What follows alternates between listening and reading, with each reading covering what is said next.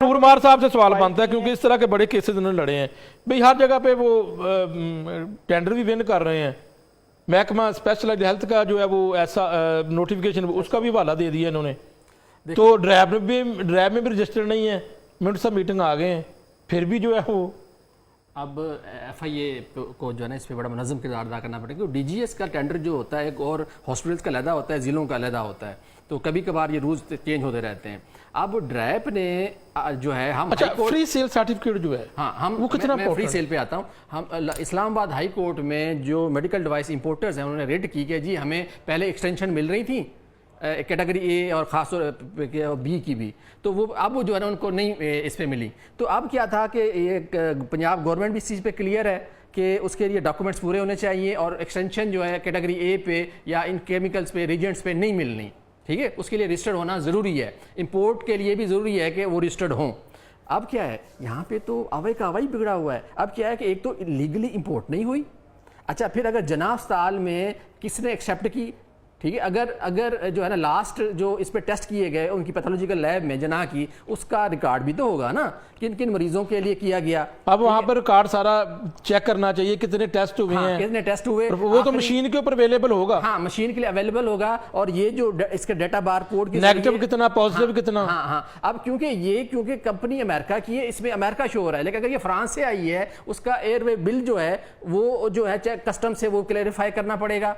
अब कंपनी ने कहा अच्छा एयरवे बिल से ये इस वायल का पता लग सकता है? जी ट्रेस होगा ना कस्टम का किसकी है? हाँ, वन विंडो जो है उसमें रिकॉर्ड होता है कि कब ये जो बहुत इंपॉर्टेंट पॉइंट जो नूरमार साहब ने उठा दिया कि एयरवे बिल से पता चल सकता है कि ये वायल किसकी है। ये जो लॉट है ना, ये भी लॉट का बैज है ना कि इसने ये जो और ये कस्टम से चेक होगा। जी कस्टम से चेक होगा, उसका बकायदा रिकॉर्ड। एक चीज दूसरी ये है कि इन्होंने मुख्तलिफ जगहों पे जनाब अस्पताल के जिन्होंने अप्रूवल दी इसकी प्रोडक्ट की, उस कमेटी की भी ऐसी तैसी हो जाएगी। उसकी वजह ये है कि होनी चाहिए उस कमेटी की भी एक्सेप्ट जो है ना, वहां पे एक्सेप्ट कैसे हुई, ठीक है। फिर अच्छा ये भी हो सकता है ना कि ये स्टिकर बाद में लगा दिया इन्होंने, जो है वो जब एक्सपायर होने वाली इस्तेमाल नहीं हुई तो स्टिकर लगा दिया। ऐसा जो है ना वो मिली भगत से तो हो सकता है। मिली भगत से वो बच्चे नहीं है जो जनाब में बैठे हुए हैं ना, वो चूचे नहीं है। बिल्कुल ऐसा ही है। तो अब वो क्या है, नहीं आजकल वो चूचे बना रहे हैं। नहीं चूचे जो है ना वो जो है ना अब इन्वेस्टिगेशन FIA करेगी, कस्टम करेगी, ठीक है, और ड्रग इंस्पेक्टर को एक्टिव होना पड़ेगा, ड्रैप इस पे इन्वेस्टिगेशन करेगी। नहीं लेकिन इतनी मेहनत कौन करेगा, कोई मदई भी तो हो ना। नूरमार साहब आप इस तरह फॉलो करेंगे? देखें आपने हमेशा मफादात आमा के केस में आपने केसेस लड़े हैं। जी बिल्कुल, मैंने प्राइस डी कंट्रोल का भी लड़ा है, जेनेरिक का भी लड़ा है हमेशा। आप हमने हमेशा ही आपको देखा कि कभी सुप्रीम कोर्ट, कभी हाई कोर्ट, कभी इस्लामाबाद हाई कोर्ट, कभी लाहौर हाई कोर्ट। बिल्कुल। और इसी में भी इस्लामाबाद में भी मेडिकल डिवाइस का जो इलीगल इंपोर्ट पे हमने मौक़िफ़ अपनाया कि भाई अब इसकी डिसीजन के बगैर इंपोर्ट नहीं होनी चाहिए। अच्छा पब्लिक हेल्थ बिल्कुल ठीक है, रिस्क है। दूसरा नूरमार साहब इसका जो लॉट नंबर है या इसका कोड बार कोड नंबर है जो भी इसके ऊपर होता है, रेफरेंस नंबर, इससे ये भी चेक करना चाहिए कि पूरे पंजाब में या पाकिस्तान में कहां पर ये इस वक्त है। देखिए अमेरिका की जिस कंपनी ने बनाया है ना, उसका इस पे डाटा खुद ये बोलेगी कि ये असल कंपनी की है, एक्सपायर है कि नहीं है, ठीक है। अब इसकी जो यूटिलाइज है ना, ये बोतलें जो है ना संभाल के रखनी पड़ेंगी। ये एक बोतल बाकी तो पता नहीं उन्हीं के पास है। अल्लामा इकबाल मेडिकल कॉलेज की इंतजामिया संभाल के रखे। जी ये आपको अब देखे वीडियो है, जी सबूत के तौर पर वो अगर जाया कर दें इसको तो फिर हम क्या करेंगे? ऐसा करेंगे तो वो भी सेक्शन 23, 27 ड्रग एक्ट 1976 की खिलाफवर्जी है, ड्रग एक्ट 2012 की खिलाफवर्जी है। और जो इसमें मुआवनत करेंगे उनको भी जेल हो सकती है, और वो जो लैब टेक्नीशियंस हैं उनको भी जेल हो सकती है। अच्छा ये बड़ी इंटरेस्टिंग बात है कि ज़हन से निकल गई थी। अभी मैं आपको बता दूं कि 2 यहाँ पर जो मुलाजमीन थे उनको जो है उनके खिलाफ कार्रवाई की गई है। अब उनके खिलाफ पता नहीं क्या की गई है कि वो ये नहीं की गई कि जनाब पता नहीं उन्होंने रखी है या क्या की है, लेकिन उन्होंने या तो ये है कि इनको शक है कि शायद उन्होंने इन्फॉर्मेशन दी है या पता नहीं क्या बात है, लेकिन 2 के खिलाफ कार्रवाई की है। छोटे मुलाजमीन, लैब असिस्टेंट टाइप वगैरह जो है वो जो है ना, किसी के घर से असला पकड़ा गया तो उसने कहा कि यार ये पता नहीं कौन रख गया सी, सानू पता नहीं लगा, हमारे घर से बरामद तो हुई है लेकिन पता नहीं कि कौन रख गया सी। नहीं, प्रिंसिपल साहब ने खुद विजिट किया लैब का। वो खुद गवाह है ना।